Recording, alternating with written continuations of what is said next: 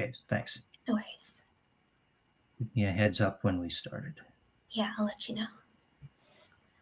Okay, we're live now. Okay. We're good to All go. right. Okay. All right. Hello, everyone. Welcome to the Bachelor of Global and International Studies session for the Carleton Open House this year. My name is Neil Gerlach. I'm the Program Director for the Global and International Studies program. And I'm joined today by a couple of students from our program, including Amy Hinchy, who is the president of the Student Society, and also Josh Garaz, who is also on the executive of the Student Society. And we're here to talk to you about our program today. I want to start off by giving you a reminder that if you have any questions about the program, please use the question and answer function on this platform, and we'll be able to see your questions then. So, as you know, this program focuses on studying the global and international processes and issues that are currently shaping our world right now. I want to talk very briefly this morning about why we study global and international issues, and then go on to talk a little bit about what you can expect as you go through this program. It's, of course, an exciting area of study that you're bound to find quite fascinating, and I suspect you'll agree that it's a very important field of study in the contemporary world. So I guess the question for you as potential students in this program is, how do you know you want to take global and international studies in university, and what are the reasons for doing so? I think that the first reason that you want to take a program like this is to acquire academic knowledge and skills about the forces that are shaping our global structures and interactions in the 21st century. Why are some states collapsing and becoming conflict zones? Can state violence ever be ethical? Why do unequal distributions of wealth persist in the global economy? What are the effects of mass immigrations on the societies of neighboring countries? Can global politics solve our climate crisis? Where do our political, economic, and social structures come from historically? What do we learn when we read literature from around the world? How does it change our perspectives on life in various cultures and nations? In this program, you'll be looking at these and many other kinds of questions in order to give you a firm foundation in global and international processes, a foundation that will inform your careers throughout your lives. A second reason to study global and international issues is because there are increasing job opportunities in the global sector. Governments need people who can interact with counterparts in other countries on issues of trade, security, development, environment, and so on. A growing number of non-governmental organizations specialize in things like health issues, crisis response, community development, promoting national culture, climate change and alternative energy, and so on. Corporations also need people trained into a global mindset in order to work in multicultural office environments. What this means is that the program has a second curriculum, in addition to teaching you about global and international processes. We're also interested in teaching you a global mindset and giving you the opportunity to actually experience life in another place. By global mindset, I mean not only being tolerant of other cultures, but also appreciating and understanding them. People with global mindsets go out of their way to immerse themselves in places and experiences, and they understand events in terms of how they affect the world. A global mindset is important because most organizations are becoming increasingly international, and people with global and international knowledge and experience are very valuable employees and valuable citizens. In this period of increased focus on questions of equity, diversity, and inclusiveness, students who are studying global processes have a crucial role to play, I think, in working toward these ideals at the global level.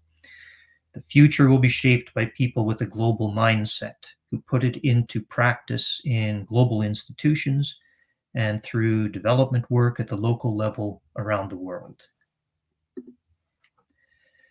And finally, a good reason to do global and international studies is to experience self-discovery and self-development. Students who have been working and studying abroad report that the experience is transformative for them. They feel that they've grown as individuals and they have a different view of the world. This is partly about skills you develop as you live in another country. People find that they develop language skills, everyday survival skills, workplace experience and office skills, report writing skills, information and publicity skills, and so on, as well as on-the-ground knowledge about how important international institutions work. So, Carleton's Begins program is well placed to teach you about global and international issues and institutions and encourage a global mindset and give you opportunities to experience life and work abroad. The 6 core faculty who teach the foundational courses in this program all come from various disciplinary backgrounds, and their work focuses on the global and the international. In addition, we have over 120 faculty from 19 other departments on campus contributing to our specializations in the program. Carleton University has over 200 official exchange and internship partners around the world to choose from, and will provide support if you decide you want to work or study with an institution that is not an official partner of ours. We have 6 different international experience options, and I'll talk about those in more detail in a moment. And of course, we have our location in Ottawa, the Canadian Centre for Federal Government, NGO headquarters, and embassies. One of the unique characteristics of this program is the fact that it focuses on both the international and the global. By international, we mean the political, economic, legal, and security structures that and processes that shape international affairs at the level of nation states and corporations. So the international system. By global, we mean the place of culture, literature, art, identity, social movements, and language in shaping global processes and global consciousness. Most international studies programs tend to focus on the international. In this program, we put the international and the global in conversation with each other in order to produce students who have a more well-rounded and nuanced sense of the forces that are driving change in the contemporary world. You'll be learning, if you look on our website, you'll get a chance to see how the Begins program works as you go along, but I want to give you a brief overview of it. There are 4 main components to the degree. First is core courses. Each year, there are a set of required core GINS courses that you're required to take. As I said, you can check the website for details on this. And I'll talk to you more about what your first year in the program would look like in a moment. The second component is that you must choose a specialization within the program. This is your major, and there are 18 different specializations that you can choose from, which seems like a lot, but it does allow you to tailor the program to your specific interests. Third, there's a requirement for 2 credits of language courses at the 1,000 and 2,000 levels. If you're already proficient in a language other than English, this requirement can be waived upon proof of proficiency or through testing by the linguistics department. And even if you are proficient in a second language, we encourage you to study another language. And finally, there's the international experience requirement. You can choose from 6 different options for an overseas experience, and I'll talk about that in more detail in a moment. Admission requirements for the Begins program are the same as for Bachelor of Arts programs. Begins doesn't have a cap on the number of students who can come into the program, except, of course, the number of students we can fit in our classrooms. We admit around 200 new students every year.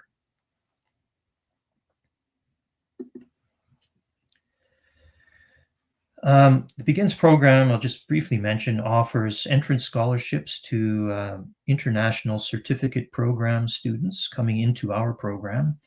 The award is based on grade point average, and it's a recognition of the shared interests between ICP students and the Begins program, and reflects our hope that ICP students will continue to pursue their studies in international and global issues. Your first year will look something like this. Your required core GINS courses include global history, international law and politics, ethnography, globalization, and culture. You should be registered in 1 credit, that's 2 courses in the language of your choice. Having chosen a specialization, you usually should be enrolled in 1 credit's worth of foundation courses in your specialization. For example, if you're enrolled in global law and social justice, you'd be enrolled in Laws 1001 and 1002. Some specializations vary from this model, requiring only 1 course in foundational courses. And if you're unsure, just check with the department that runs the specialization or check with us and take a look at our website. This normally leaves you with 1.5 credits of electives. And if you're unsure about your specialization and think that you may transfer to another one at some point, it's a good idea to take the foundation courses from that other specialization as part of your electives to ensure an easy transfer over. Here's a list of the core courses you'll take within the Begins degree program over the course of your degree. As you can see, they're designed to give you a diverse set of viewpoints from which to think about the global and the international. They give you a multidisciplinary background. And here's a list of the specializations that are open to you. As I mentioned, there are 18 different specializations, and you should be able to find something that is that suits your interests quite well.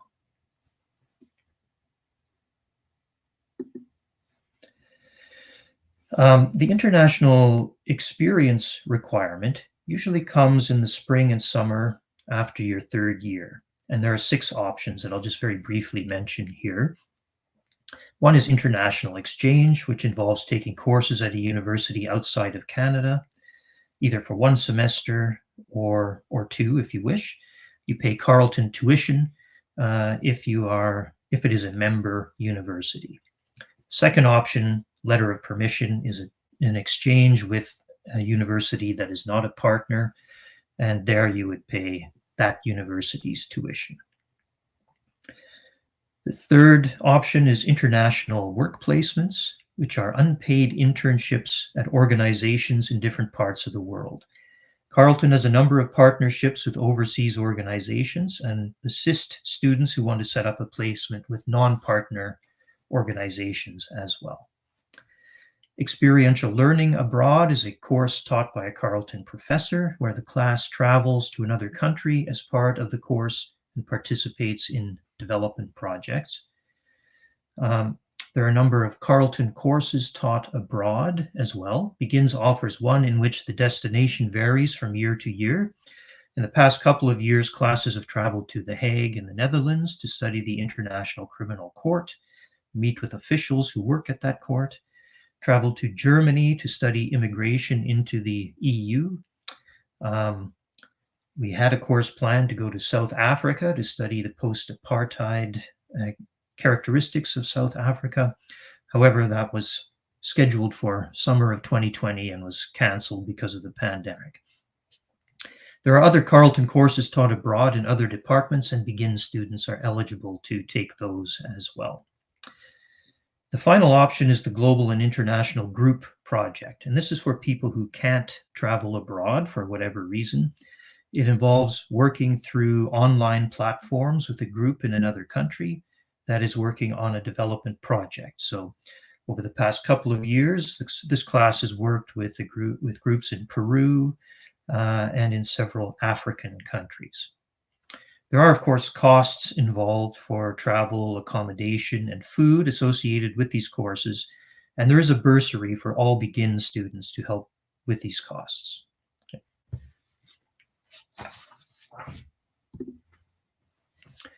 The international experience requirement is one of the exciting elements of this program, and I've listed just a small number of destinations and types of experiences that our students have had over the past few years. As you can see, our students are going to all continents on a diversity of experiences, and you'll be able to find an international option that suits your interests and goals. Since the spring of 2020, our international experience options have been taking place online.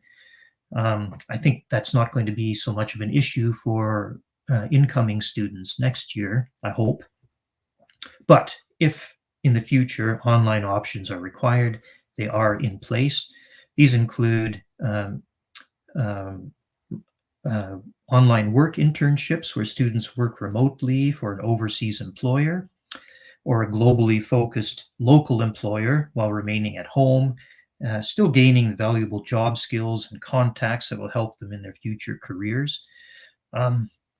It includes an online group project where students are working on development projects with NGOs abroad, and courses that we offer where students and professors link up with a government department or an NGO to work on policy-based research or projects designed to produce outcomes for those agencies.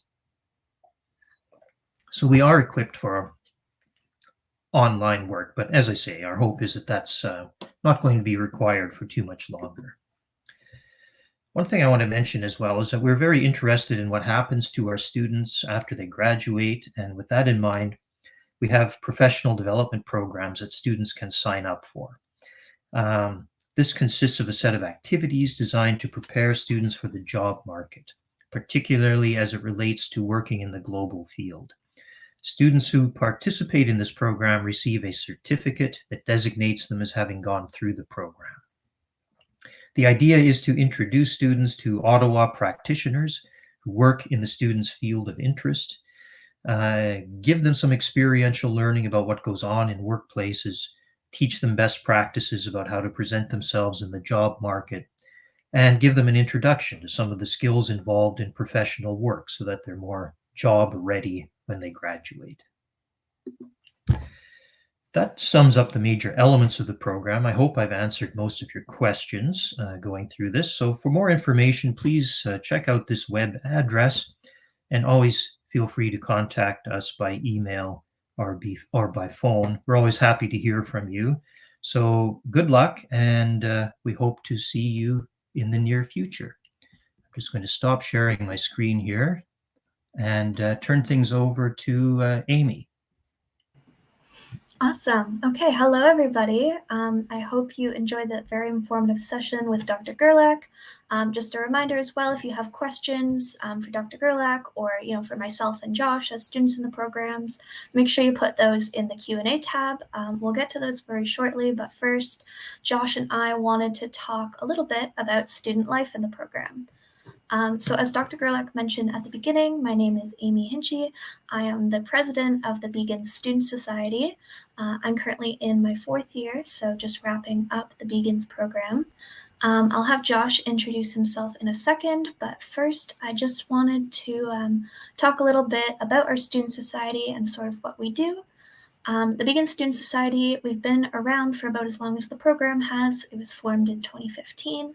And basically, we are an organization of students that represent you all as Beacon students. So if you're joining us in the Beacons program, we can be your go-to to connect students with the administration, with the Arthur Kroger College as a broader organization, as well as connecting you guys with other resources on campus. As well, a big thing that we do is we run events and offer professional development opportunities. A really great thing about the Beacons program is there's a lot of those professional development opportunities, networking events, social events, all that. We do a lot, and it's a really great student life, so we really hope that you guys will be joining us in the fall and get to be part of that.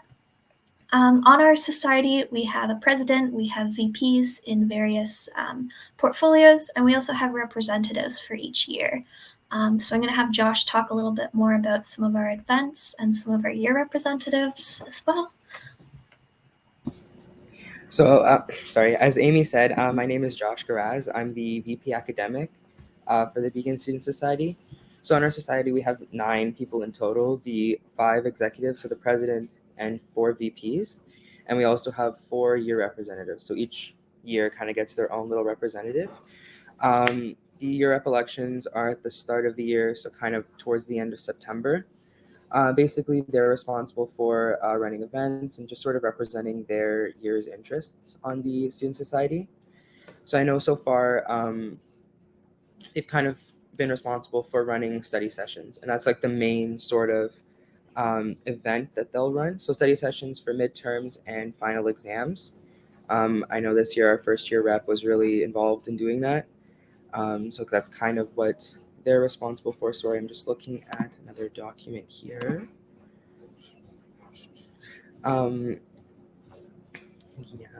sorry.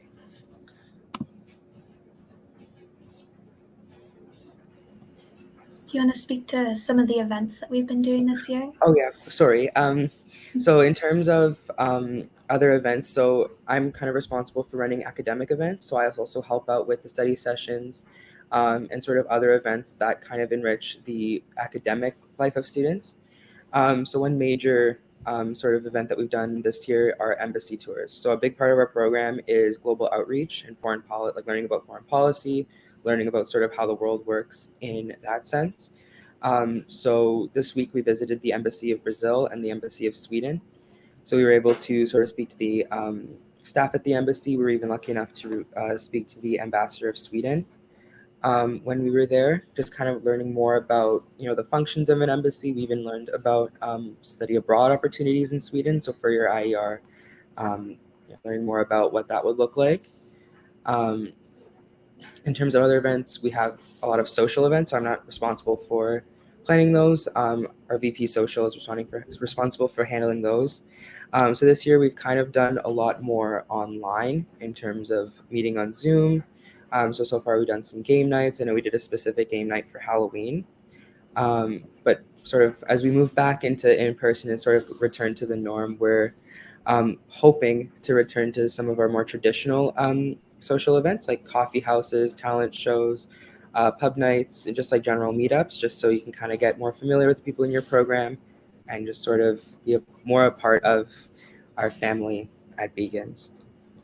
Yeah, there's a lot of, we do a lot of really great events, and we also have a lot of really great involvement opportunities, especially for first year students, which I know is so important. As you're coming to a new school, maybe you don't know a lot of people in Ottawa and you're a bit nervous about making friends or finding a community in Ottawa or at Carleton. So the Society does a lot of work to make sure that there's involvement opportunities for everybody, lots of events going on. Josh mentioned the year representatives, so there's a specific first year rep. So if you're coming in as Beacon students in the fall, you'll have the opportunity to run to represent your year. If that's not quite your style, we also have committees. We have 3 committees currently within the executive. We have an equity committee, an events committee, and a communications committee. So those committees, they're a little bit more low maintenance. They're a really great opportunity to get involved if you're not ready to commit to being a year rep or you're not sure about your workload as you're going into first year. So we always make sure there's lots of opportunities for students to be involved, students to participate, and to really gain those super important professional and teamwork skills that they really look good on your resume. They're really great for going on to the professional workplace, into future programs, into things like your IER as well. So there's a lot of great ways to get involved. And as Josh mentioned, Begins is like a little family. We're a really tight-knit community. So it's a great way to make friends in the program as well. Another thing that we've started recently is the Begins Upper Year Mentorship Program. So that's been happening for 2 years now. We're in our second year of the program. And this is a mentorship program that specifically caters to Beacon students and offers mentorship from Beacon's upper years directly to Beacon's first years. So if you're familiar with the First Year Connections program, which is offered at Carleton, it's very similar to that, except this is focusing on some more specific elements to the Beacons program, because we know there's all those particular elements you have to take on, like the language requirement, navigating specializations, going through your international experience requirement. So it's a really great way to get additional mentorship, to make connections with upper year students, and to help you navigate starting at Carleton. So it's a really great resource that's there as well. It's offered by the Student Society. And so that kind of concludes our presentation on all the student life stuff. Josh and I are always happy to speak to our own personal experiences in the program and how we found student life at Carleton. But first, we will check out the questions tab, see if you guys have anything there for us. So if you have any questions, throw those in the chat. You can put them in the question answer forum. And Dr. Gerlach, do you want to start with the questions there? I've been sort of answering them by text, but I hope my answers have been reaching people who have asked them. I'm not quite sure, since I'm using this program for the first time. Anyway, I'll answer them verbally as well. Specific question, but when looking at applicants' top 5 high school courses in Alberta, where I'm from, is creative writing one of those courses that are considered for the top 5 average? Would a science be chosen over it? No, I don't think a science would be chosen over it. Creative writing, in terms of your courses, so would be counted as valuable as that, and certainly it's something that is valuable, can be valuable within this program. Do you have to choose your specialization before your first year, or can you choose it later in second or third year? As I did respond, I hope you got my response, text response, but I'll answer it as well. You are asked to choose your specialization when you apply to the program. However, if you decide you want to change it, you are certainly free to do so. As I mentioned in my presentation, if you're not sure about your choice of specialization, it's always good to take some of the foundation courses in the other one you're thinking about as electives in your first year. Third question, is Hebrew a language option? Yes, it certainly is. I mean, if you have a background in Hebrew and you'd like to use that as your language option, you can certainly do so. And I do believe that the linguistics department has Hebrew in its language options, although you may want to double check that, but would certainly be considered a language for purposes of your language requirement. Okay, any other questions? I think somebody asked if there were, I see a question there, if there were minor opportunities in global and international studies. Right. Yes, there are minor opportunities. You can do a minor. Because of the various requirements we have in the program, it's not possible to do a double major, but you can do a minor. I don't know, Amy or Josh, if you have minors or not. I do, yeah. So I specialize in global law and social justice, and also in my third year, I picked up a minor in political science. I was looking at the kind of courses I want to take, and I found that a lot of the courses I was interested in were PSI course coded. So I joined my minor a little late. It definitely is possible, but it's always good to talk to Janelle or to Nikki in the Beacon's office, who act as our academic advisors, because they'll be able to help sort of guide you through that. As well, when you're looking at taking courses in your first year, for your electives, when you're looking at stuff you're interested in, it's always great to consider if you may want to possibly minor in it to get ahead of the game, unlike myself, but it's definitely possible to do a minor and adds a really interesting dynamic to the program. I know personally, I don't have a minor, but I know a couple of my friends do minor in the languages, so I know one of mine minors in French. and then another one of my friends minors in Spanish. So it's definitely possible. It's just, a little bit more of a workload, but it is possible. Okay. Any other questions from anybody? Feel free to ask anything. And I should add, I'll be going back to the Global and International Studies booth after our session here. So if you have any questions that you want to ask, follow-up questions, please feel free to go over there and ask away. I'm also going to throw our information for the Student Society in the chat there. So we do have our website and our Instagram page there. If you have questions specific to student life, definitely reach out to us. Our email as well should be on the the website as well as our Instagram. So if you have questions about student life, student involvement, anything to that degree, we're always happy to talk to prospective students. So definitely that's another avenue to hear about Carleton. Okay, great. You can see it there on the screen. Any other questions at this point? Why did you choose Carleton? That's a question for Amy and Josh. Awesome. Josh, do you want to take that one first?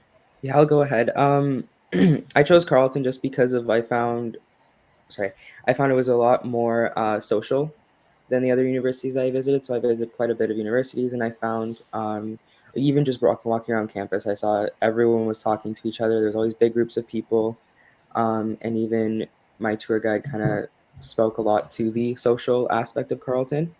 It is like one big family here. It doesn't matter what program you're in. Everyone kind of socializes together. And I found even with the Begins program itself, it's very social, very involved. There's numerous group chats, numerous group platforms that we all kind of socialize on. So it is a lot like a family. Yeah. I had a lot of similar sort of things that drew me to Carleton, the Begins program in particular, and the academics that we take on in the program. I found that there were, when I was looking for schools to apply to and I was looking at international studies programs, couldn't really find a lot of programs quite like Begins. We have a lot of very unique program requirements. So that really drew me to the program. As well, I've heard professors in the program who have taught at other universities across the globe really rave about the Begins program and how unique it is. So you're really getting a very unique opportunity. I toured U Ottawa and I toured Carleton. I decided I wanted to come to Ottawa just because of the proximity to the capital and to for government job opportunities. And I just found again that Carleton just had a very welcoming feel, had a really good student life and a warm atmosphere. So I was really drawn to both their great schools, but I particularly was drawn to Carleton because of the just the atmosphere and the academics there. Maggie asks, I know Ottawa U offers a global and international studies program as well. Would you know any of the differences between the two or what makes Carleton a better choice? From the perspective of someone who administers the program, I think some of the differences are, unless things have changed at University of Ottawa, their international experience component is not a requirement, and therefore it doesn't have quite the same level of support that the Carleton program does for getting students abroad. And I think the Ottawa U program is kind of more, you may recall in my talk, I made a distinction between the international and the global. I think it's quite focused on international relations and international development. The Carleton program is broader than that. It's more multidisciplinary. You're asked to take courses in other aspects of studying the global in order to give you, in my view, a more well-rounded perspective on it. Literature, ethics, history, and things like that. So I think those are two of the big differences between the two. Carleton's program just has a bit more of a different focus, a more multidisciplinary focus.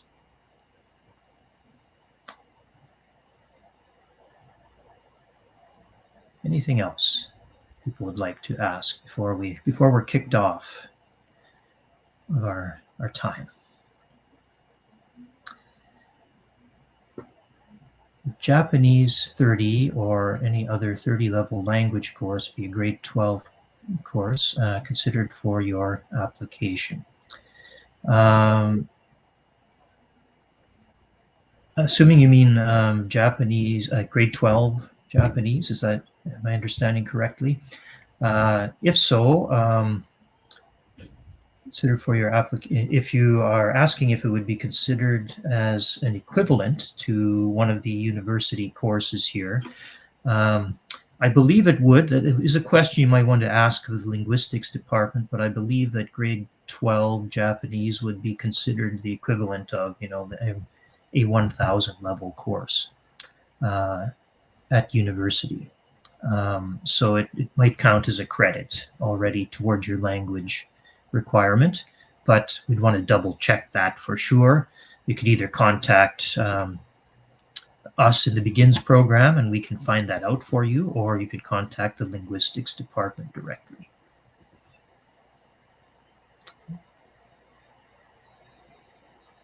Wait another minute or so. Let's see if there are any other questions.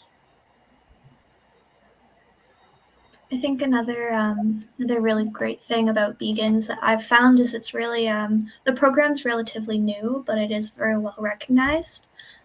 So when I was in my first 2 years at university, I had the opportunity to intern with a member of parliament, which is something that I took on outside of the Carleton sphere, although Carleton does have programs that will help connect you to members of parliament and government offices.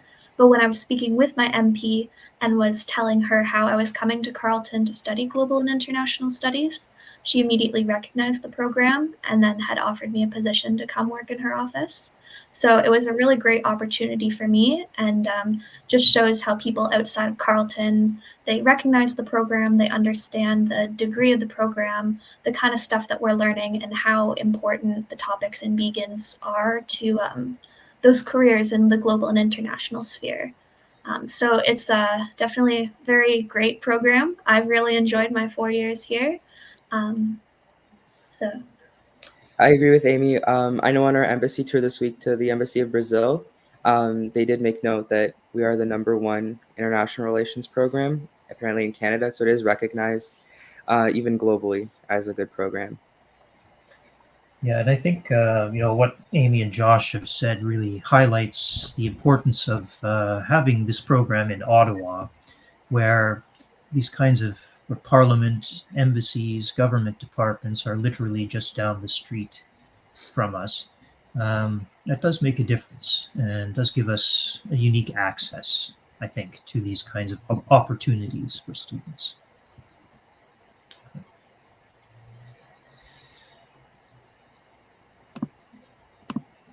Okay, so I think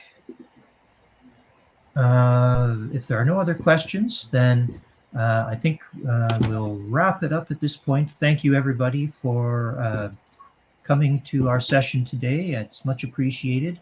And I hope that we see some of you, if not all of you, in our program next year. Thanks, everybody.